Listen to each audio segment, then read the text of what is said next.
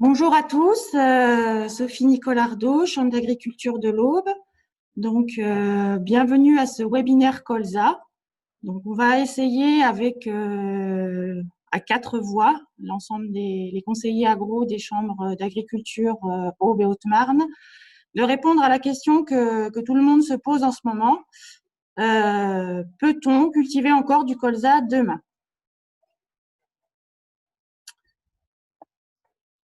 Alors, j'espère que tout le monde nous entend. J'ai coupé les micros pour pas avoir d'interférence.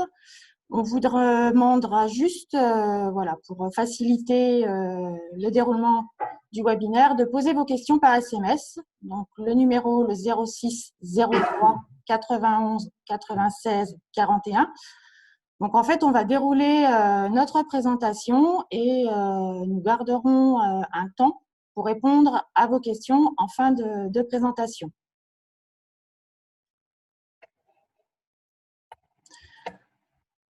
Pour le dérouler, pour le programme de ce webinaire, donc, je vais tout d'abord faire une introduction en parlant du contexte colza.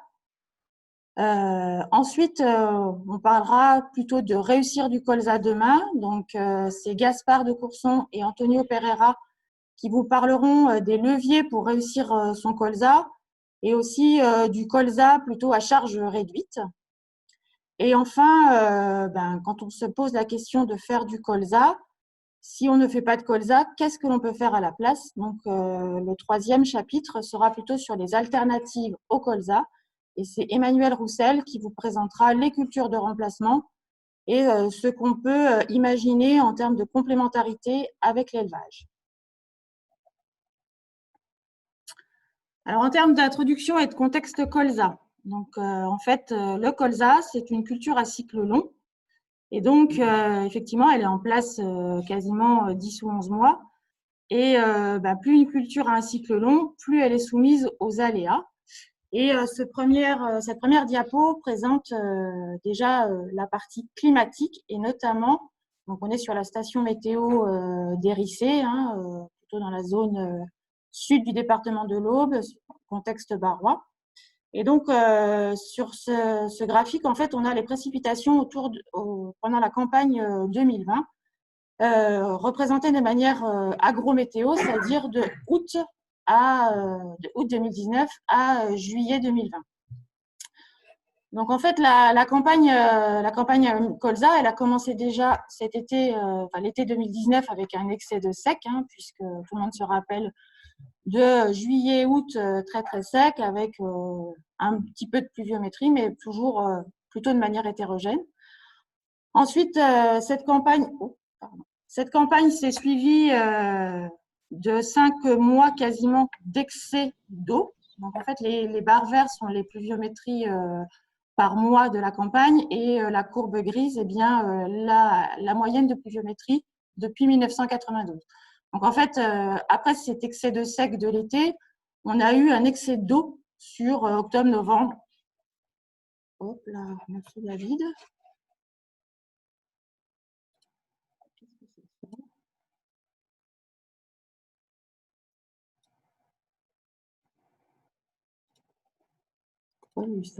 Excusez-moi.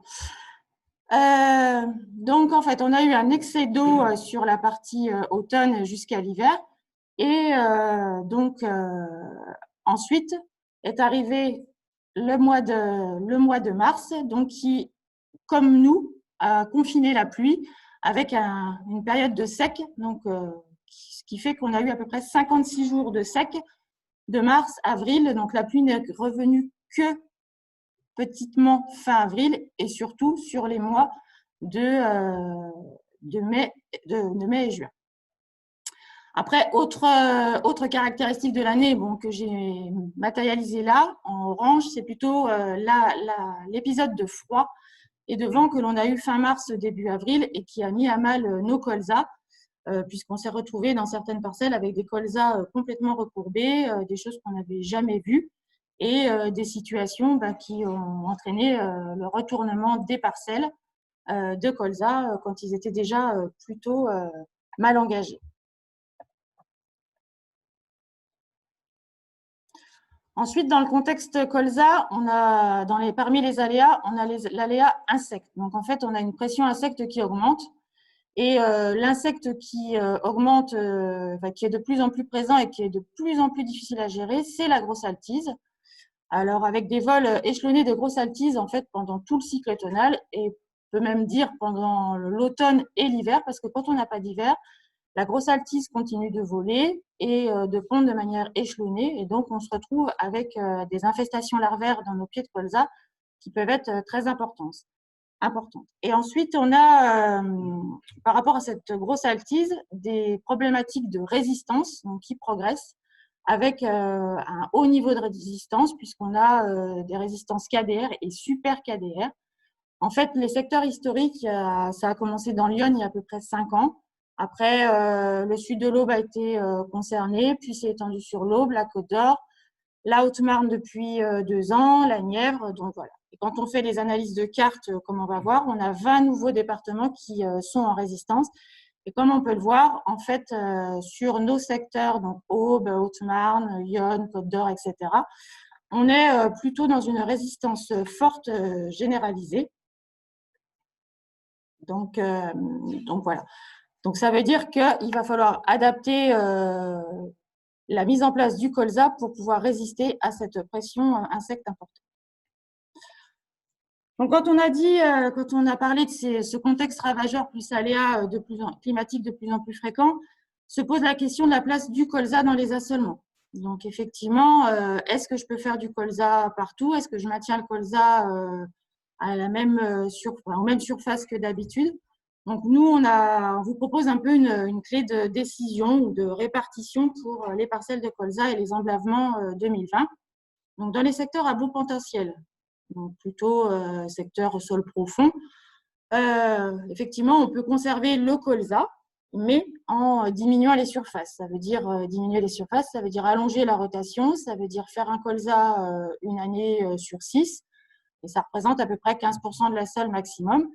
Et pour faire un bon colza et réussir un colza, il faut mettre un itinéraire technique avec des leviers agronomiques qui sont nécessaires et qui doivent se cumuler pour réussir le colza.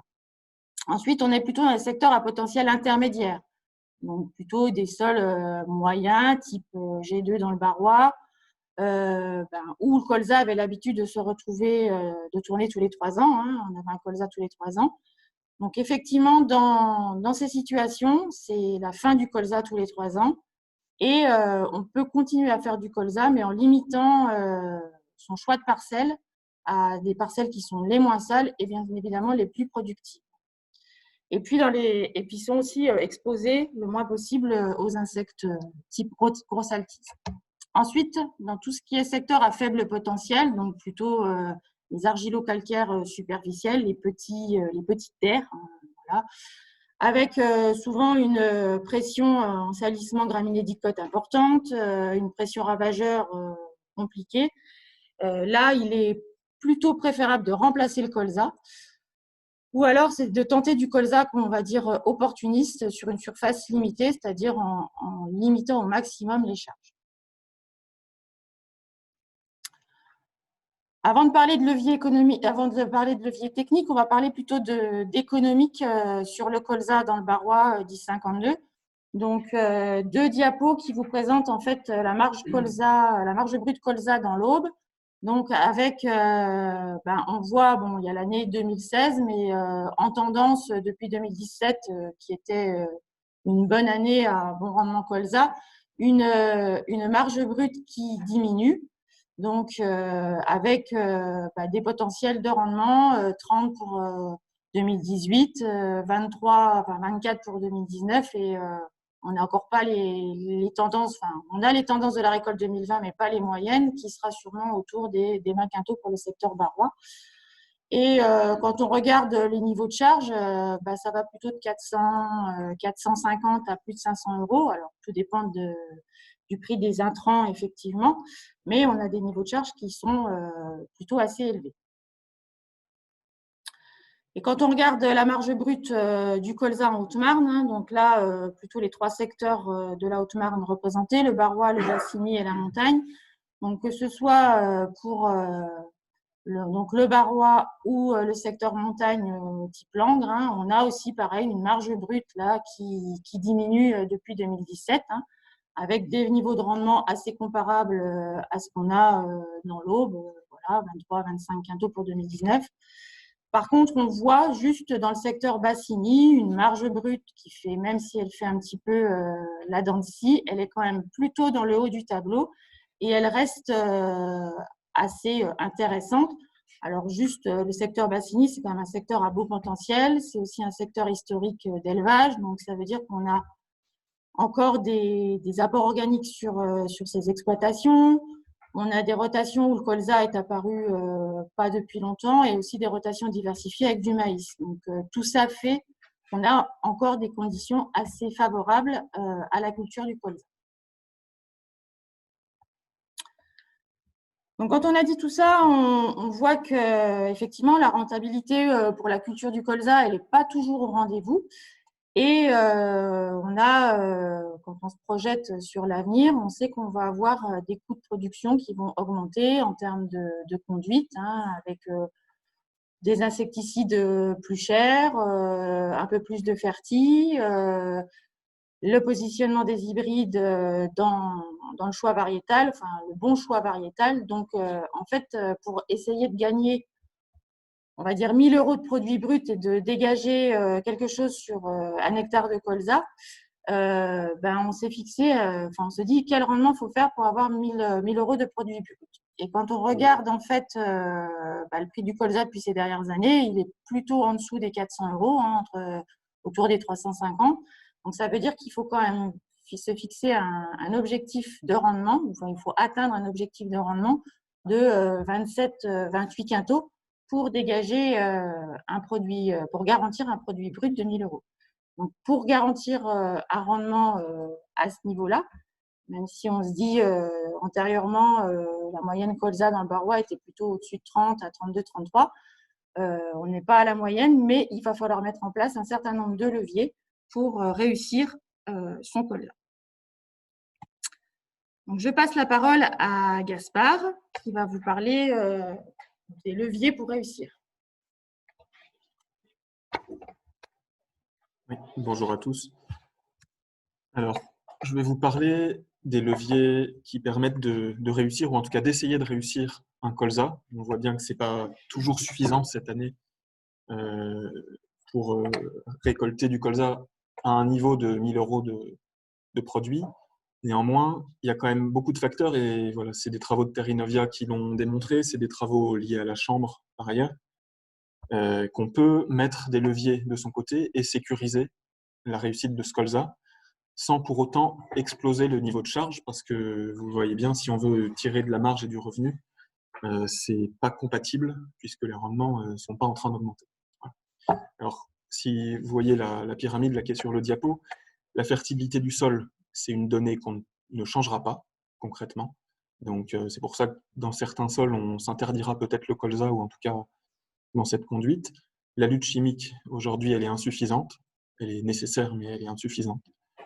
Et donc, on va pouvoir jouer au niveau agronomique sur 3 leviers: l'implantation, la nutrition du colza et la perturbation des ravageurs. Ces 3 facteurs, ils sont complémentaires. Il faut essayer autant que possible de les cumuler, parce que c'est ainsi qu'on peut avoir des effets les plus positifs possibles. Il n'empêche qu'on peut continuer à cultiver du colza, c'est ce que disait Sophie à l'instant, dans des parcelles qui ont un potentiel correct, puisqu'on ne va pas forcément réduire les charges. Donc, l'enjeu de faire à peu près 1 000 € de produits reste valable.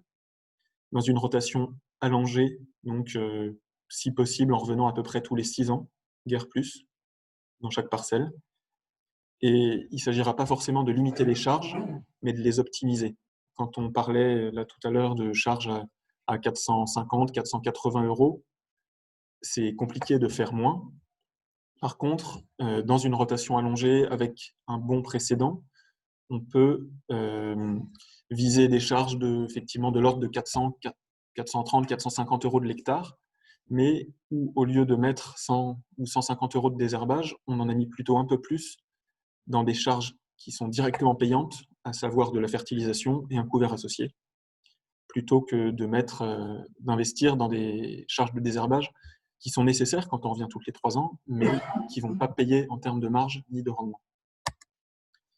Pour vous donner quelques repères un peu physiologiques pour la réussite du colza, un colza robuste, il faut qu'il ait 4 feuilles au 20-25 septembre, c'est-à-dire à l'arrivée des altises, parce qu'à partir de ce moment-là, il entre dans une phase de croissance dynamique, et donc les piqûres des altises adultes sont beaucoup moins dommageables. Il faut viser début octobre 20-25 grammes par plante pour avoir déjà une accumulation de biomasse qui démarre bien et qui va se poursuivre tout au long de l'automne. Un système racinaire bien développé, schématiquement 12 à 15 cm de pivot. Minimum 40-45 grammes par plante en entrée hiver pour avoir des pieds d'une taille suffisante pour résister aux larves d'altise et au froid.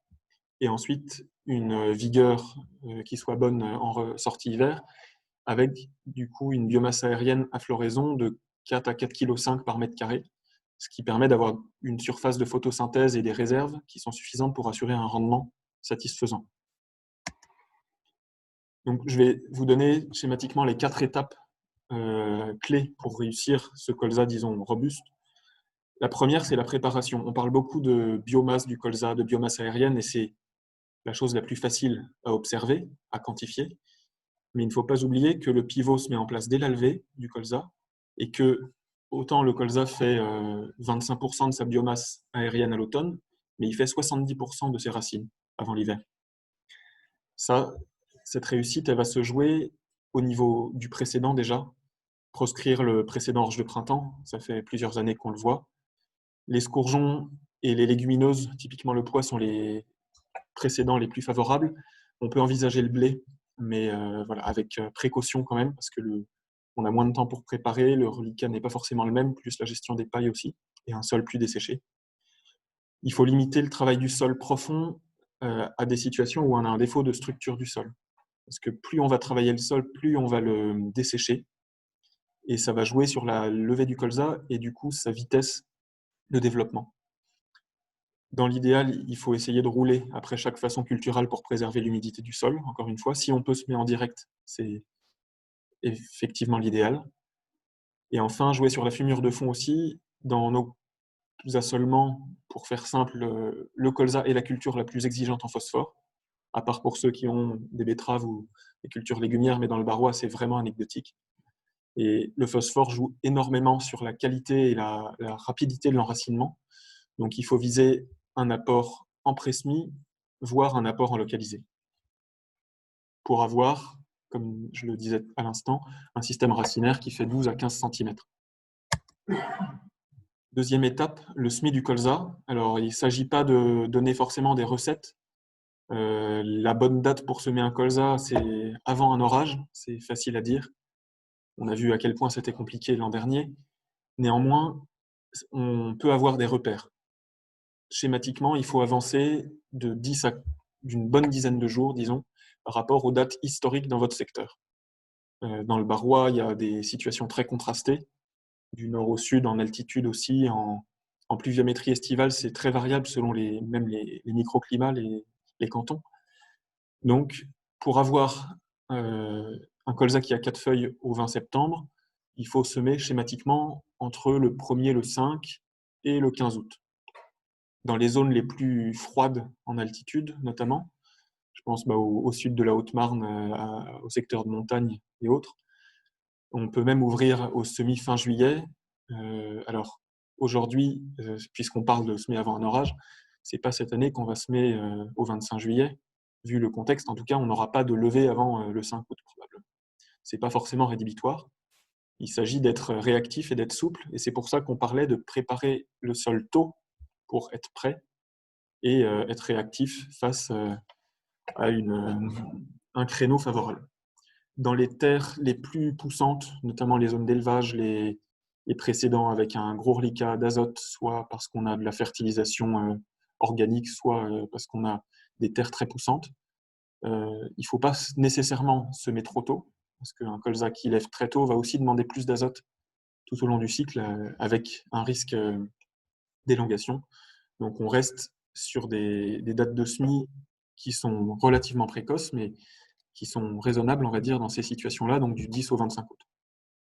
Très important au SMI, maîtriser la densité. L'objectif est de viser 25-30 pieds levés par mètre carré. C'est bien assez. Et on voit que les surdensités demandent beaucoup d'azote à l'automne pour continuer de pousser, et en plus sont beaucoup plus sensibles aux insectes. Un résultat d'essai de Terrinovia qui confirme cette donnée. Il faut minimum 40-45 grammes par plante en entrée hiver pour diminuer l'impact des altises.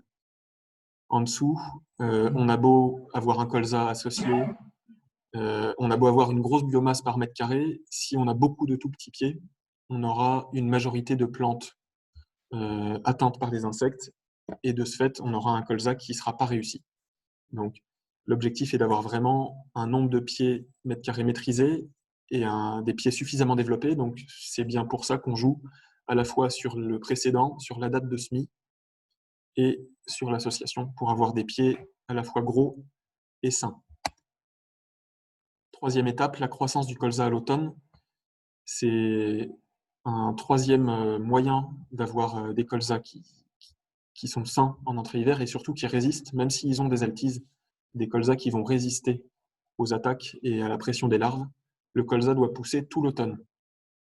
C'est aussi facile à dire que de semer au bon moment, mais pour atteindre 45 grammes par plante, on ne peut pas se passer aujourd'hui de fertilisation, sauf dans des cas très particuliers, à savoir des terres d'élevage qui fournissent longtemps et de façon assez importante, et des précédents favorables, type légumineuse. Sinon, pour avoir 1,2 kg, 1,5 kg, 1,6 kg, il faut en gros 70 à 100 unités d'azote absorbables à l'automne. Je ne parle pas forcément d'unités qui seront apportées en fertilisation, parce qu'on a aussi le reliquat post-récolte, qui va être lié au rendement du précédent, au type de culture précédente. Ça va être lié aussi à la fourniture du sol. Heureusement, on peut compter là-dessus. Mais il faudra aussi compter sur de la fertilisation, si possible de la fertilisation organique, parce qu'elle a un coût de revient, notamment dans les zones d'élevage, qui est assez réduit, parce qu'elle relargue progressivement, c'est aussi quelque chose de favorable. Dans ce cas-là, il faut compter sur de la fertilisation organique qui libère assez rapidement quand même, donc avec un C sur N inférieur à 8. Quand on choisit d'avoir de l'azote minéral, l'objectif est d'avoir une libération rapide, donc de le mettre au plus près des besoins, tout en évitant la volatilisation. Alors ça, c'est un peu un défi. Quand on met de l'azote en plein été, il faut vraiment, dans la mesure du possible, incorporer l'azote. Ça, c'est la première façon, le faire avant le semis et d'incorporer avec les dernières façons culturales. Ou alors de faire ça en végétation, sous la pluie. Et dans ce cas-là, on a une bonne efficience de l'azote et pas de perte. Mais il faut bien rappeler que la réglementation nous contraint aujourd'hui à faire les apports d'azote avant le 31 août. Donc, c'est une vraie contrainte par rapport à ces apports d'azote qui nous fait préférer des apports incorporés avant le semis, même si les besoins sont plutôt autour de 4 feuilles. Voilà, vous avez sur le tableau les dates, enfin les doses schématiquement conseillées pour apporter de l'azote selon le type de terre et la gestion des pailles. C'est vraiment dans les situations où on laisse la paille qu'on peut avoir des fins d'azote et le plus pénaliser le colza. Pour des situations paille enlevée, les doses sont quand même relativement limitées à l'automne. Pour illustrer, voilà des résultats d'essais menés dans le Pays d'Oc cet automne, donc un secteur à l'ouest du département, au sud-ouest de l'Aube, avec, comme dans le Barrois, une très grosse pression altise et Charançon du Bourgeon terminal, un été qui a été très sec. Voilà, donc un contexte qui se rapproche vraiment. Plutôt que d'entrer vraiment dans les détails, vous dire que l'azote dans cette situation-là a été valorisé jusqu'à 60 unités, avec vraiment une forte augmentation de la biomasse par pied, de la biomasse par mètre carré, sur la biomasse aérienne, mais aussi sur le développement racinaire. Le phosphore, lui, a eu un effet essentiellement sur le développement racinaire, et c'est là-dessus qu'on compte d'ailleurs. Donc voilà, ça confirme ce que je vous disais à l'instant. Et sur le fractionnement de l'azote, l'objectif de décaler un apport un peu plus tard en végétation a été très positif puisqu'on a absorbé 30 unités au lieu de 20, schématiquement, par rapport à un apport au SMI. En fait, le fonctionnement, c'est l'explication, c'est que l'apport a été fait au plus proche d'une pluie, et donc par rapport à un apport avant le SMI, même s'il a été incorporé, on a fortement limité la volatilisation, et donc c'est un apport qui a été nettement plus efficace, et schématiquement, 30 unités qu'on a épandues fin septembre ont été aussi efficaces que 60 unités au SMI. Alors, c'était dans le cadre d'un essai, apporter 30 unités en septembre n'est pas réglementaire, mais ça donne une piste de recherche qui est intéressante. Et voilà, plus on apporte près des besoins et dans une période humide où le colza va pousser, plus on est efficace, en tout cas en conditions d'essai. Le lien entre l'association et la fertilisation, c'est intéressant aussi, parce qu'un colza associé sans fertilisation azotée a été très fortement pénalisé. C'est pas parce que le colza est associé qu'il faut envisager zéro fertilisation. Déjà aussi parce qu'on va semer plus tôt. Un colza qui va pousser plus longtemps va avoir besoin de plus d'azote. Donc, il faut maîtriser la fertilisation, mais un colza associé ne signifie pas un colza sans azote, parce qu'il faut bien garder en tête que la légumineuse associée ne fournira de l'azote qu'une fois qu'elle sera morte. Donc, pendant l'automne, il ne va pas y avoir de fourniture d'azote par le couvert. Et un colza trop dense, enfin, à 80 grammes mètre carré, on a beau mettre 60 unités d'azote, on a des tout petits pieds et on va avoir un comportement face aux insectes qui sera mauvais. Voilà. En termes de bilan, un colza robuste, c'est un colza bien enraciné, avec une densité maîtrisée, si possible en mélange variétal. J'en ai pas parlé, mais l'objectif est d'avoir des variétés vigoureuses en sortie hiver pour prendre le dessus par rapport aux altises. En mélange variétal pour essayer de limiter les risques, voire les coûts de semences, autant que possible. Un colza associé, si possible, à des légumineuses pour essayer de confondre et de limiter la pression insecte. Un colza bien alimenté tout l'automne par la fertilisation, par aussi la gestion du précédent des pailles. C'est un levier sur lequel on peut compter, je pense, de plus en plus, et qui sera protégé au bon moment par des interventions insecticides.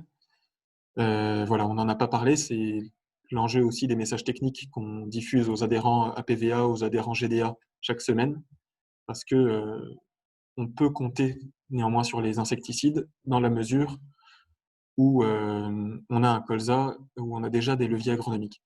Vous voyez, les essais de Terrinovia sont clairs là-dessus. Alors, le colza à droite, colza plus insecticide, seul, sans azote, sans fertilisation, sans association. Aujourd'hui, on ne peut plus compter dessus dans notre secteur. Par contre, on voit bien que les effets des différents leviers se cumulent, et c'est aujourd'hui en cumulant ces effets avec la chimie qu'on pourra réussir du colza dans nos contextes de Barrois. Voilà. Antonio, je te laisse la parole. Merci Gaspard, bonjour à tous. Moi, je vais vous faire un petit zoom, les moyens matériels d'aujourd'hui s'y prêtent, sur le colza et les plants de campagne. Comme l'a rappelé Gaspard, rappelez-vous son slide avec la pyramide. Les plants de campagne, aujourd'hui, peuvent faire partie d'un itinéraire technique colza pour faciliter, on va dire, l'implantation du colza, pour contribuer à l'alimentation du colza, et enfin, tant que faire se peut, perturber un peu les insectes. Alors bien sûr, ce n'est pas la réussite assurée, malheureusement, aujourd'hui dans nos secteurs concernés par la pression grosse altise. Ce n'est plus une recette qui garantit 100% de réussite à l'arrivée. Mais comme l'a rappelé Gaspard, ça fait partie des leviers qu'on peut activer pour essayer d'avoir un colza qu'on récolte au mois de juillet suivant. Alors, je vous précise ici quelques résultats de travaux de Terrinovia qui ont été conduits dans le centre de la France, dans la région du Berry. C'est un duel de comparaison de colza seul et de colza associé. Les points que vous avez sur le graphique représentent la performance du duel comparé soit au colza seul, soit au colza associé. Donc, pour clarifier un peu la lecture, tout ce qui est au-dessus de la bissectrice, c'est des situations où le rendement du colza associé est supérieur au rendement du colza seul. Quand on regarde ça sur plusieurs années, hein, sur la période de 2013-2016, on s'aperçoit que le niveau de rendement est quand même en faveur du colza associé.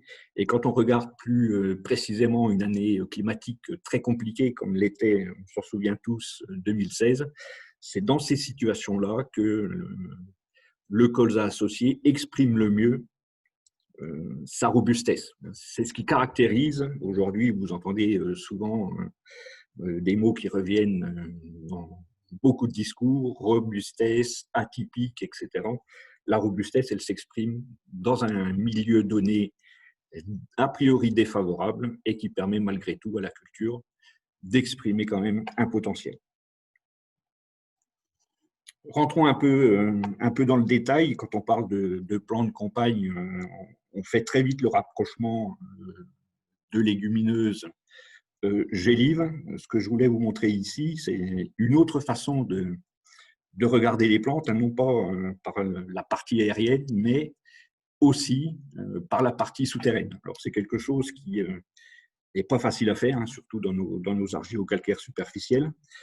Regarder les plantes par la racine, ce n'est pas chose aisée. Donc, c'est des travaux qui ont été faits en laboratoire. Et je voulais juste repréciser avec vous l'espèce qu'on plébiscite souvent pour accompagner le colza, la févrole. Vous voyez son architecture racinaire, hein, qui imaginez à côté un pivot de colza. C'est vraiment les deux systèmes racinaires qui se marient le plus. Et pour ceux d'entre vous qui se sont déjà essayés au colza associé avec des févroles, vous avez tous pu remarquer que ces colzas-là rougissent très peu pendant la phase automnale parce qu'il se passe quelque chose. Il se passe, on pourrait dire, une sorte de symbiose entre le système racinaire de la févrole et le système racinaire du colza. Autre plante qui aussi peut faire l'objet de plantes associées au colza, la lentille. Alors la lentille, elle fait beaucoup plus de biomasse aérienne que souterraine, un système racinaire quand même assez discret. Et puis on vous parle depuis 2-3 ans maintenant d'une autre légumineuse gélive, le fenugrec, hein, qui lui aussi a un système racinaire assez discret. Donc dans les associations colza, il faut vraiment rechercher les complémentarités à tous les étages, hein, à la fois au niveau partie aérienne, mais aussi au niveau des parties souterraines.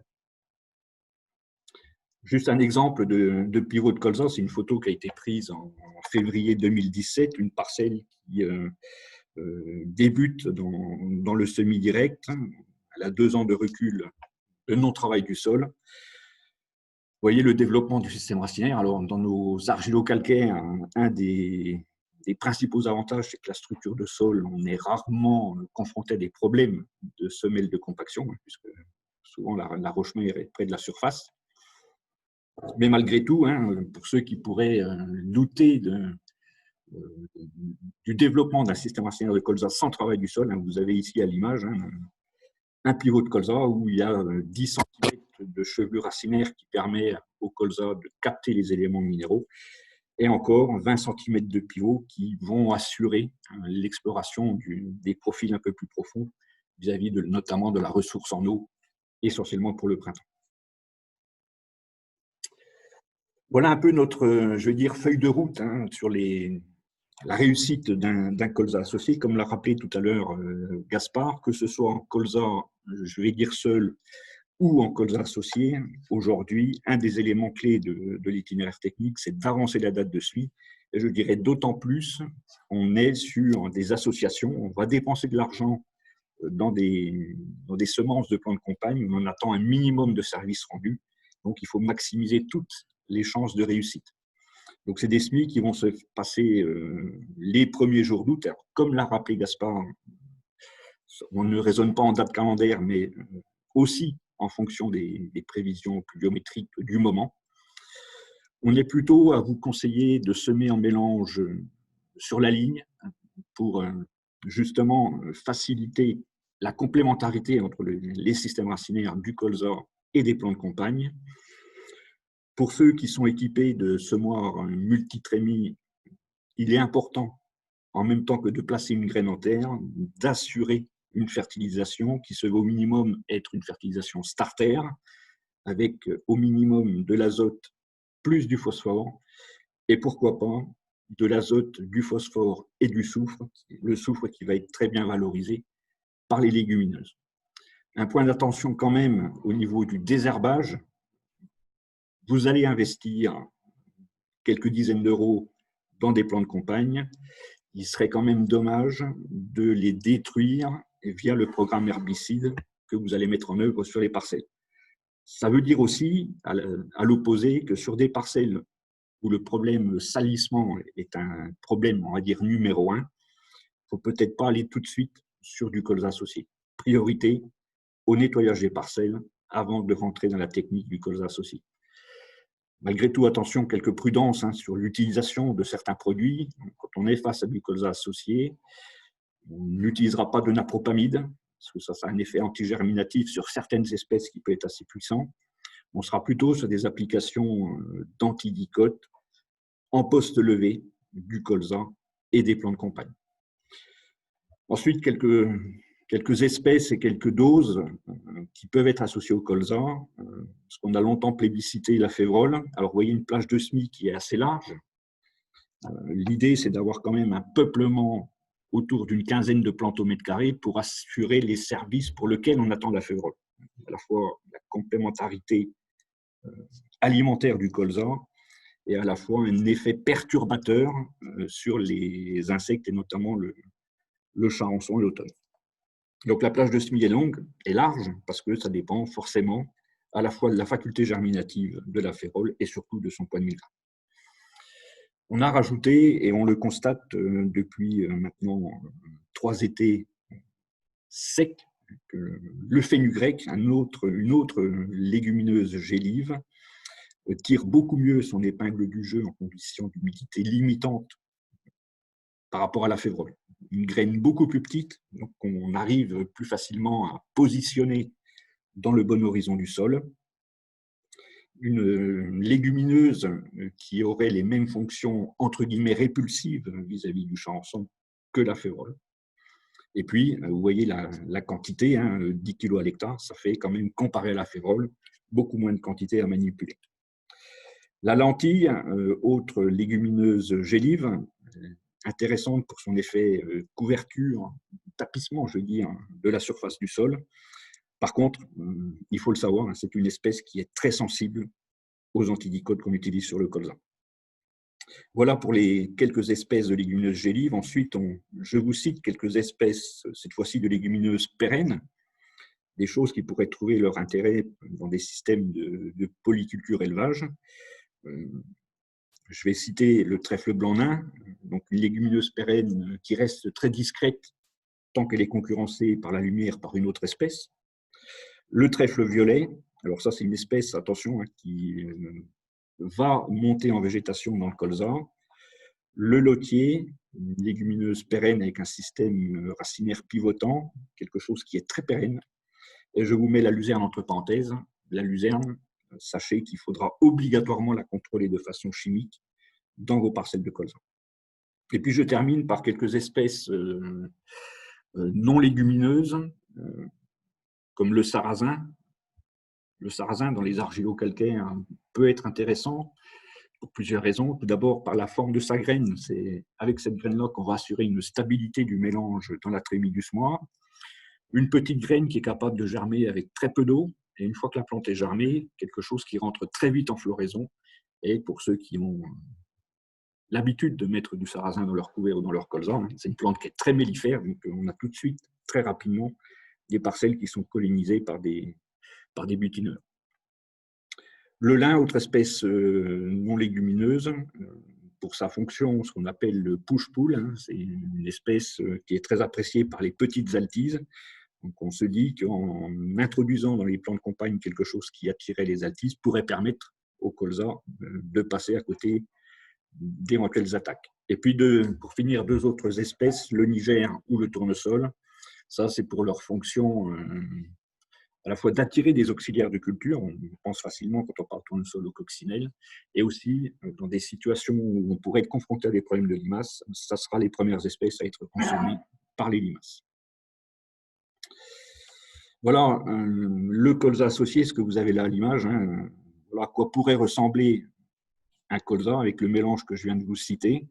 Donc, on ne voit absolument pas de colza quand on regarde, j'allais dire, à hauteur d'homme, mais pourtant, il y a du colza dans ce mélange-là. Donc, plusieurs facilitations, plusieurs bénéfices à ce genre de pratique. Hein. Ceux qui vous vendraient, par exemple, des mélanges de plants de campagne, je pense à vos fournisseurs, quels qu'ils soient, peuvent, au travers des plans de campagne, valider des certificats d'économie de produits phytosanitaires. Quand on associe des légumineuses pérennes dans un mélange, on peut, si l'année s'y prête, attention, ce n'est pas systématique non plus, assurer un complément de stock fourrager après la récolte du colza. Quelque chose aussi qui commence à trouver un certain niveau de valorisation auprès d'industriels, hein, avec la filière zéro émission ou gaz à effet de serre.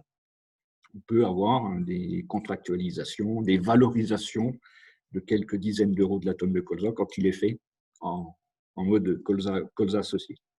Et puis enfin, un élément, je veux dire, qui prend de plus en plus d'importance, c'est que c'est une technique qui contribue à redonner une autre image sociétale de l'activité agricole vis-à-vis du reste de la population. Alors, je vous ai cité quelques exemples d'espèces à mélanger au colza. La liste n'est pas exhaustive, on peut laisser place à d'autres types de mélanges. En aucun cas, nous avons la prétention d'avoir découvert ou d'avoir inventé l'eau chaude. Je voudrais juste ici, au travers de cette image, vous représenter une expérience agriculteur. Alors, c'est le même agriculteur qui a exploité ces 2 parcelles. Une photo qui a été prise au mois d'avril.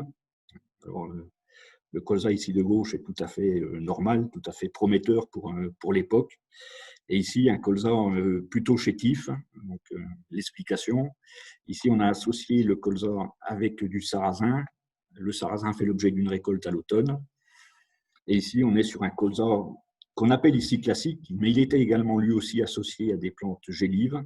Et dans les 2 parcelles, on ne le voit pas sur la photo, mais il y avait un couvert de trèfle violet. Et quand on regarde un peu le détail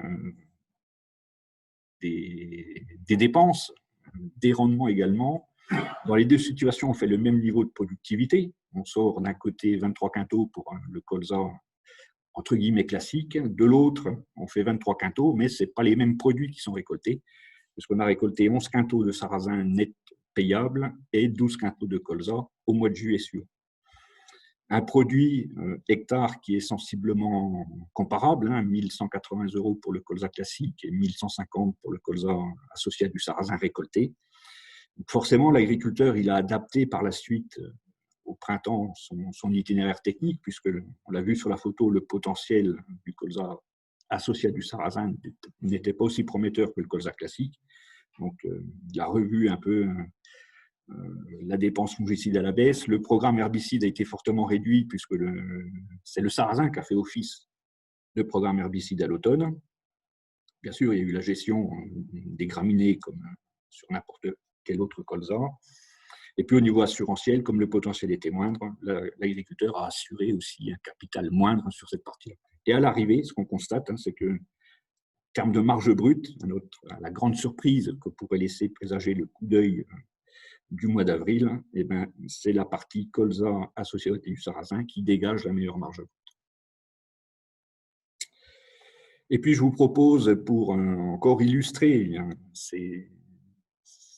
cette façon de produire du colza, le reportage au travers de 2 vidéos d'agriculteurs. C'est de l'expérience grande parcelle sur le nord du département. C'est des 2 vidéos qui durent un peu plus de 3 minutes chacune, et je vous propose de visionner ça ensemble.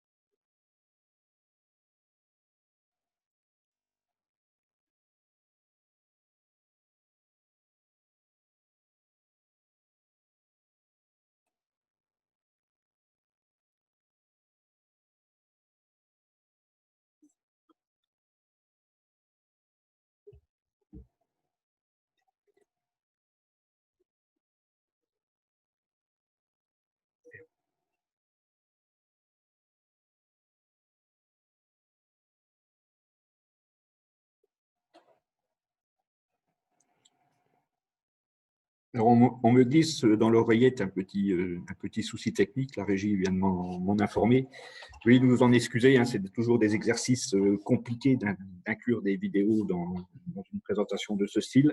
Ce qu'on vous propose, c'est qu'on va les mettre en ligne sur nos sites internet respectifs. Tout de suite, quand même pour lever le suspense, vous avez à l'image deux exemples de ce qu'on qualifie de colza opportuniste. Hein, ici, un agriculteur qui a l'habitude d'introduire son colza dans les couverts végétaux, un couvert qui est souvent récolté pour complémenter le stock fourrager de son troupeau. Et compte tenu de la sécheresse qu'on a connue l'été dernier, le couvert n'était pas suffisamment développé pour valoriser une récolte, donc il a décidé de garder le colza jusqu'à son terme. Il a dépensé en tout et pour tout à peine 260 € de l'hectare de charge, semences, engrais, phyto, etc. Et à aujourd'hui, sauf si ça a été fait cette nuit, le colza n'est encore pas récolté, mais il semblerait dire de son expert assurance que ce soit sa plus belle parcelle de colza. Et puis ici, un colza qui a levé dans une parcelle qui a été semée en couvert SIE, une parcelle semée avec Faceli plus VES, et l'agriculteur a vu naître dans cette parcelle-là des colzas issus de colza qu'il avait implanté 4 ans au préalable. Donc, il a décidé de garder à la fois la VES et le colza en adaptant bien sûr l'itinéraire technique. Alors là, par contre, une information toute fraîche, hein, la parcelle a été récoltée pas plus tard qu'hier après-midi et l'agriculteur a récolté 25 quintaux de mélange colza plus VES, donc qui nécessiteront derrière un travail de tri pour valoriser correctement à la fois le colza et la VES.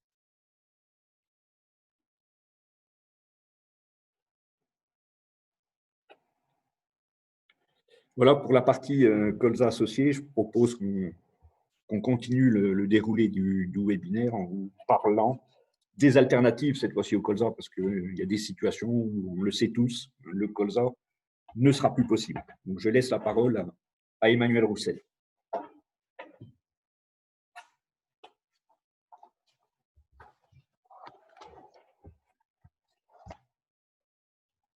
Merci, Tonio, pour ton exposé qui est pertinent. Bonjour à tous, donc Emmanuel Roussel, Chambre d'agriculture de Haute-Marne, basée sur le sud du département. Donc moi, je vais vous parler des alternatives au colza. Donc comme l'a évoqué Sophie en début d'exposé, il y a des situations qu'on ne pourra plus mettre de colza, hein, de par le manque de productivité ou les problématiques ravageurs, herbicides et autres. Donc voilà, demain on va se retrouver sur des parcelles sans colza. Donc qu'est-ce que l'on peut mettre à la place pour continuer à produire? Vous savez comme moi qu'on ne peut pas faire du blé tous les ans, donc il y a quand même un minimum d'agronomie à intégrer dans nos réflexions. Donc demain, si on veut avoir un assolement qui tienne la route, voilà, il faut essayer de trouver d'autres alternatives au colza. Donc, deux options possibles. Une première option, donc, c'est produire d'autres cultures de vente. Donc là, j'ai cité le tournesol, le pois de printemps, l'orge de printemps, la févrole d'hiver. On pourra en citer quelques cultures complémentaires. Bon, ça reste des cultures de niche, hein, je pense essentiellement aux lentilles. On peut également citer le chanvre. Le chanvre, c'est plutôt une culture industrielle sous contrat. Donc voilà. Donc là, qu'on se le dise, on est sur des situations avec des réserves hydriques faibles, hein, 30 à 40 mm. Donc là, j'ai exclu directement les cultures les plus exigeantes en eau, telles que le maïs, le soja. Donc voilà comme une première option. Une deuxième option, c'est une valorisation des cultures fourragères. Donc soit on valorise, c'est pas d'aujourd'hui hein, qu'on a pensé à mettre des prairies temporaires, des luzernes, des trèfles dans nos rotations. Encore faut-il en avoir l'utilité derrière. Donc quand on est éleveur, on a un bétail à nourrir, la question ne se pose pas, ou se pose moins. Quand on est céréalier, voilà, là on se pose vraiment la question quel débouché a-t-on avec ces cultures-là. Donc voilà, à chaque agriculteur, céréalier, éleveur, à eux aussi de trouver des coopérations, des échanges gagnant-gagnant. Voilà, je pense que les éleveurs ont quand même besoin de fourrage. On a aussi des méthaniseurs qui se mettent en place sur bien des cantons, donc il y a peut-être aussi des besoins à aller chercher dans ces situations-là. Donc on va dérouler on va commencer par évoquer le tournesol.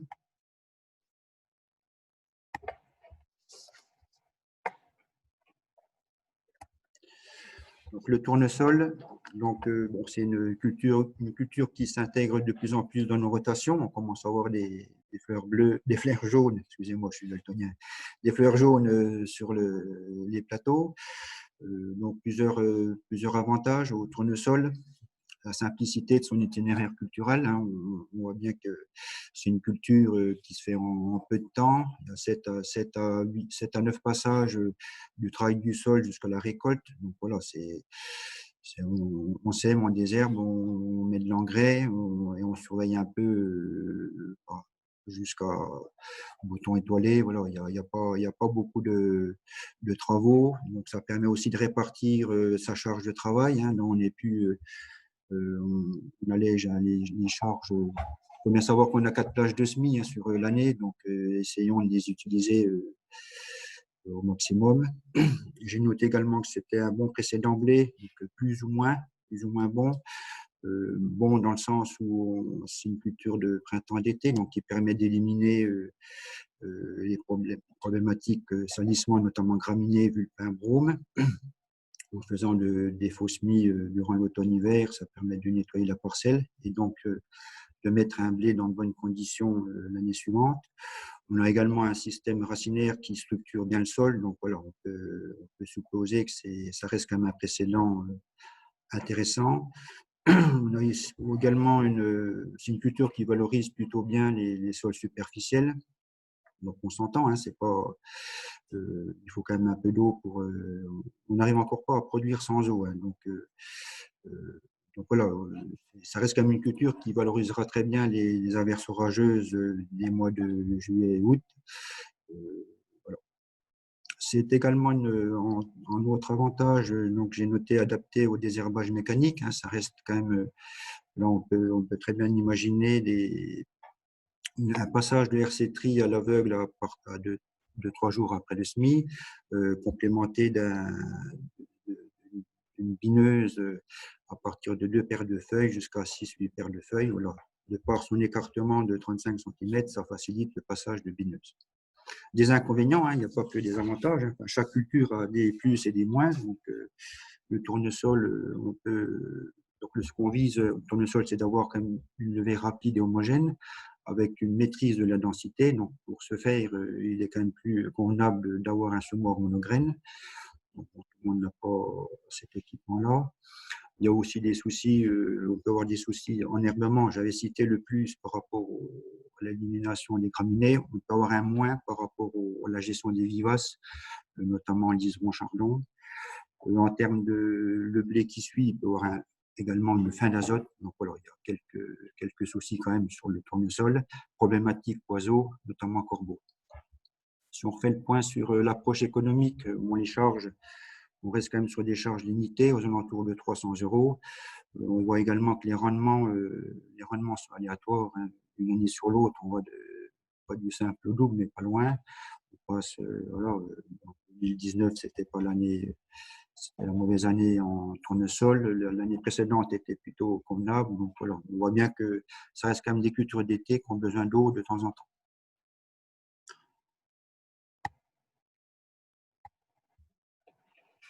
On va passer à la culture suivante. Donc là, c'est des protéagineux, des légumineuses. Donc, j'ai cité le pois de printemps, la févrole d'hiver. Bon, le pois de printemps, voilà, ça reste une culture de printemps, toujours bénéfice de nettoyer les parcelles. La févrole d'hiver, on l'a cité, c'était plutôt dans le cadre d'une alternance. Là, c'est plus par rapport à la chimie, d'utiliser du kerbe. Voilà, demain, si on n'a plus de colza, on n'a plus de kerbe, ça peut aussi poser des soucis salissement. On retrouve, donc avec ces légumineuses, on retrouve un système de culture plus autonome en azote, hein. On voit bien que les charges opérationnelles, elles évoluent plus ou moins en fonction des prix des engrais, bien souvent. Donc, voilà, d'être plus autonome. Là, c'est des cultures sans azote, donc voilà, on aura des charges beaucoup plus lissées dans le temps. On a également c'est des cultures qui bénéficient d'être couplées, donc qui peut vraiment inciter à produire ces cultures-là. Bon, les charges, c'est pareil, on reste sur des charges aux alentours de 350, un petit 400 €. C'est essentiellement le poste semence qui représente une bonne partie de ces charges. La production, elle reste quand même aussi aléatoire, hein, en fonction les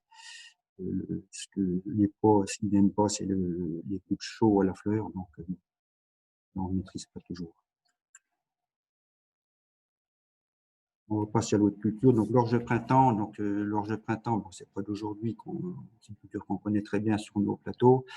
À l'époque, quand il fallait allonger nos rotations, on avait pensé directement à l'orge de printemps. Donc, voilà, c'est une culture qu'on connaît bien, on n'a pas de mauvaises surprises. On peut, en termes de charge, hein, les désherbages, ça se passe plutôt bien avec les antibiotiques.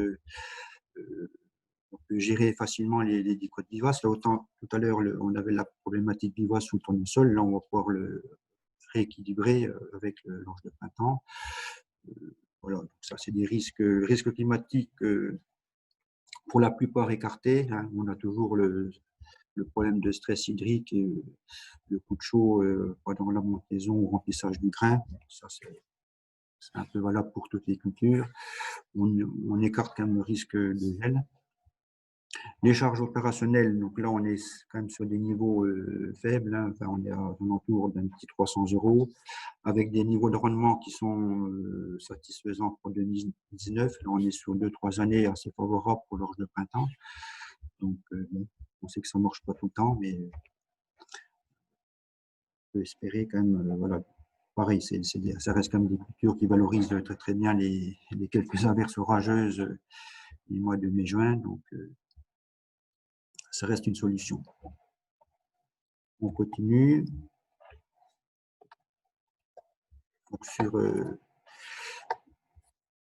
Donc, la deuxième option que je vous avais soumise en début d'exposé, donc c'est la valorisation de cultures fourragères, hein. Donc, je pense essentiellement aux métailles, aux sorgho, aux légumineuses fourragères, donc les luzernes, les trèfles.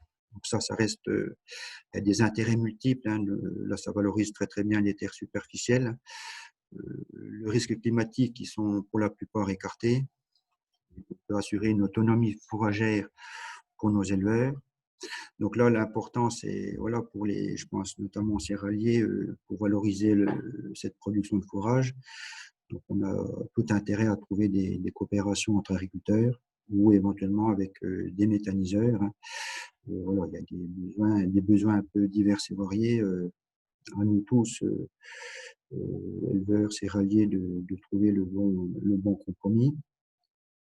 Et donc, il y a également des aides légumineuses pour, voilà, pour les luciernes, les trèfles. Ça peut être des solutions intéressantes pour diversifier nos rotations.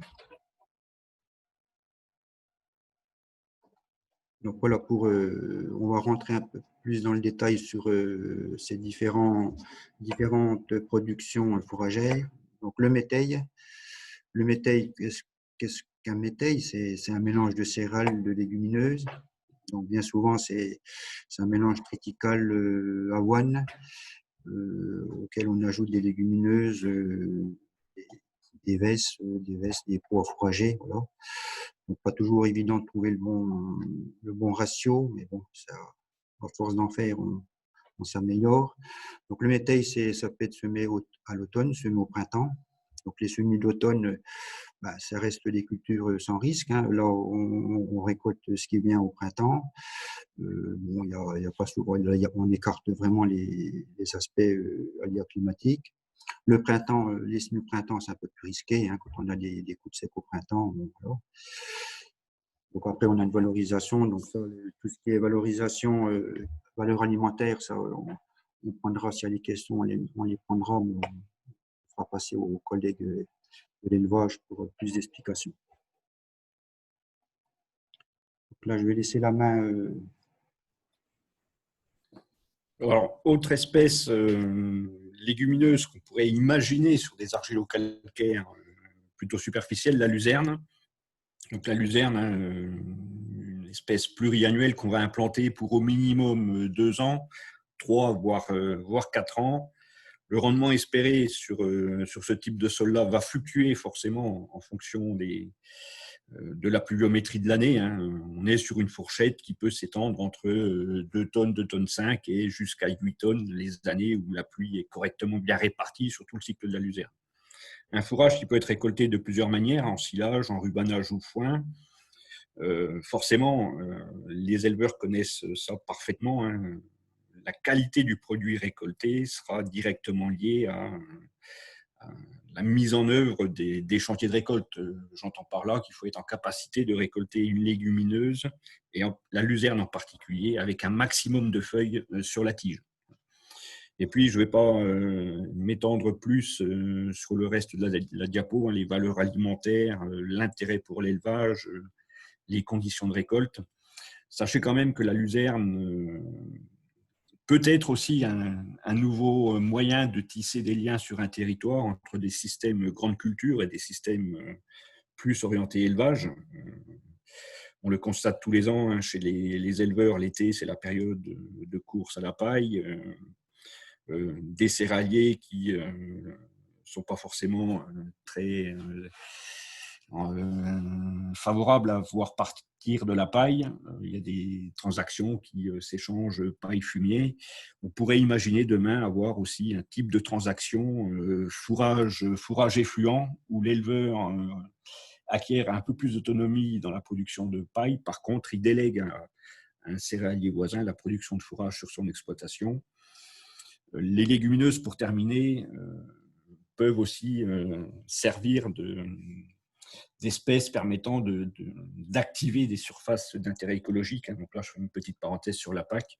Un hectare de légumineuses permet de valider 1 hectare de SIE, à ceci près qu'il faut ne pas mettre de produits phyto sur la légumineuse du 1er janvier, bien souvent jusqu'à la récolte de la légumineuse.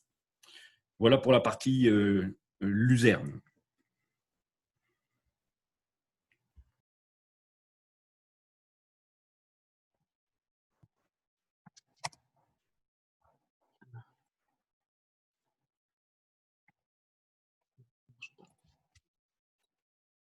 Alors, dernière possibilité de culture, enfin, il y en a beaucoup d'autres, mais celle qu'on va développer, le sorgho.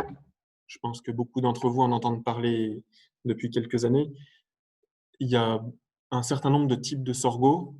Le premier, enfin, qui est connu mais dont on ne va pas parler, c'est le sorgho grain, puisque dans nos contextes de Barrois, terre assez froide avec des gelées précoces, aujourd'hui, le climat ne s'est pas encore assez réchauffé pour qu'on puisse espérer récolter du sorgho grain tous les ans. Voilà. Aujourd'hui, ça passe dans des régions comme Lyon, ça passe pas encore dans le Barrois aubois et encore moins dans le Barrois haut-marnais, sauf coup de chance, disons.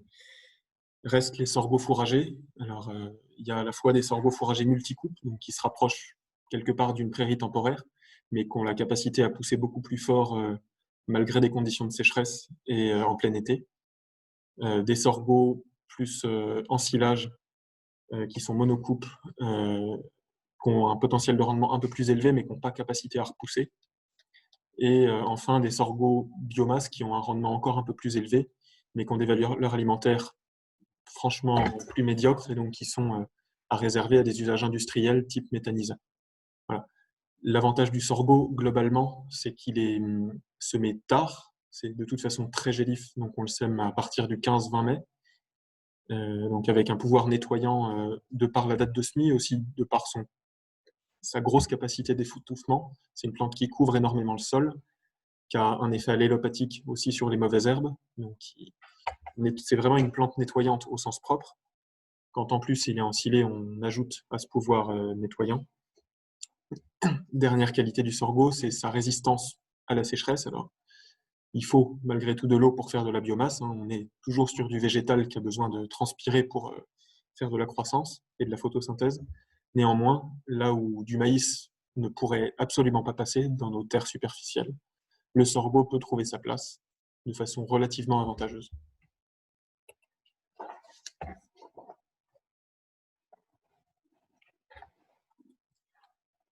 Donc, pour terminer cette question des alternatives au colza, bien évidemment, c'est si on produit d'autres cultures qui sont à destination d'éleveurs, de méthaniseurs ou autres, eh bien, il faut savoir à quel prix on peut vendre cette production.